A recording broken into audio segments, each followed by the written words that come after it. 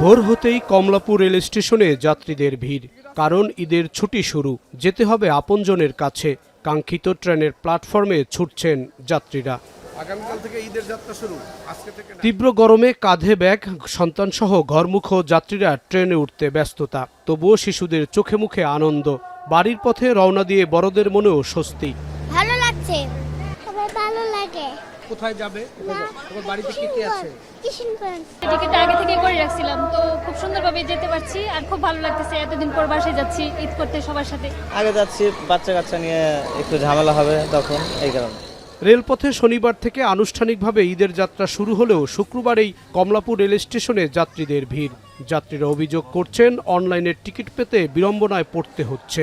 Brahmanbaria ticket পাইনি, তাই আমরা এই কমলাপুর থেকে সিলেট অব্দি পুরাটাই কেটেছি।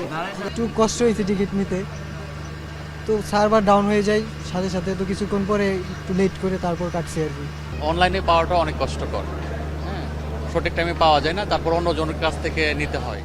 সারাদিনে ছেড়ে যাবে 43টি ট্রেন। এবার ঈদে 10টি স্পেশাল ট্রেনের ব্যবস্থা করা হয়েছে, যা শুরু হবে 24 মে থেকে।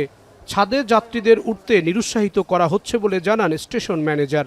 আগামীকাল থেকে ঈদ যাত্রা শুরু হবে, যদিও তো গতকাল থেকে আমরা ভিড় লক্ষ্য করছি। গতকাল বৃহস্পতিবার ছিল, গতকাল মোটামুটি ভালোই যাত্রী হয়েছে। আজকে সকালেও দেখলাম যে কিছুটা ভিড় হয়েছে।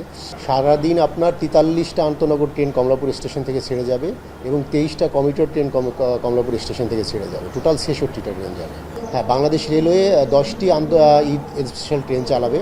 আমার ঢাকা থেকে দেওয়ানগঞ্জ পর্যন্ত একটা ঈদ স্পেশাল ট্রেন আছে, সেটা 25 তারিখ থেকে চলাচল করবে। এদিকে সকাল থেকেই ঘরমুখ মানুষের গন্তব্য বাস টার্মিনালের দিকে। বাড়তি চাপের কারণে শুক্রবার ছুটির দিনে সড়ক পথে যানজটের কবলে পড়েন যাত্রীরা। টার্মিনালে পৌঁছাতে অনেকেরই বিলম্ব হয়। অন্যদিকে যানজটের কারণে কোনো পরিবহনের বাস দেরিতে পৌঁছায় টার্মিনালে, তাই দেরি করে ছেড়ে যায় গন্তব্যে। গাড়ি আটকায় দিয়েছে, যার কারণে হেঁটে আসতে হয়েছে। ওই ওভারব্রিজ পার, মানে এই রোড ক্রস করতে হয়েছে আর কি। তাছাড়া সেরকম কোনো সমস্যা হয়নি পথে। আজকে রাশ একটু বেশি দেখতেছি আমি। দেন আমার ছুটি 26 তারিখ থেকে। আমার ছুটি হলে এরপরে আমি 26 তারিখে যাবো আর কি বাসায়। অনলাইনে টিকিট কেটেছি, আর এখন হচ্ছে গাড়িটা ওই যে জ্যামে আটকায় আছে, আর 7:30টায় গাড়ি এখনো আসে নাই। রুট অনুযায়ী প্রতিটি পরিবহনের ভাড়া নির্ধারণ করে দেয় সরকার। গাবতলী বাস টার্মিনালে বাস ভাড়া নিয়ে অসন্তোষ প্রকাশ করেন যাত্রীরা। তবে পরিবহন কর্তৃপক্ষের দাবি, কদিন আগেও বাস ভাড়া কম নিলেও এখন বেশি নিচ্ছে। কোনো রকম যাত্রী আছে আর কি, একদম ভালো না। ঈদ অনুযায়ী যাত্রী আজকে শুক্রবার ভালো হওয়ার কথা, কিন্তু সেরকম না। আগে বৃহস্পতিবার, বুধবার, মঙ্গলবার তেমন যাত্রী ছিল না, আর যাত্রী থাকারও কথা না। ঈদের আগে যাবে। এখন তো ছুটি হয় না, এখন যাত্রী পাবো, যার জন্য এখন ওই কুষ্টিয়া সড়ক পথে আইনশৃঙ্খলা বাহিনী ও বাস টার্মিনালে বিআরটিএ কর্মকর্তাদের তৎপরতা দেখা গেছে। ভিজিল্যান্স টিম টিকিট কাউন্টারে গিয়ে রুট অনুযায়ী নির্ধারিত ভাড়ার স্টিকার ঝুলিয়ে দেয়। না, ওরা গাড়ি রেডি আছে, প্যাসেঞ্জার হয়তো জ্যামের কারণে এসে পৌঁছাচ্ছে না, টিকিট নিয়ে গেছে অ্যাডভান্স, এসে পৌঁছেছে, তার জন্য একটু অপেক্ষা করছে। তাছাড়া এমনি কোনো গাড়ি লেট নেই। সারা বছর নির্ধারিত, কিন্তু সারা বছর যাত্রীরা কম দিয়ে যায়, 400 টাকা 500 টাকা যায়। এই চাপের সময় মনে করেন সঠিক ভাড়াটা পাই আমরা।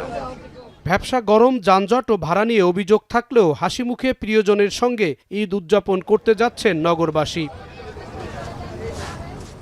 জাহিদ হাসান, এখন, ঢাকা।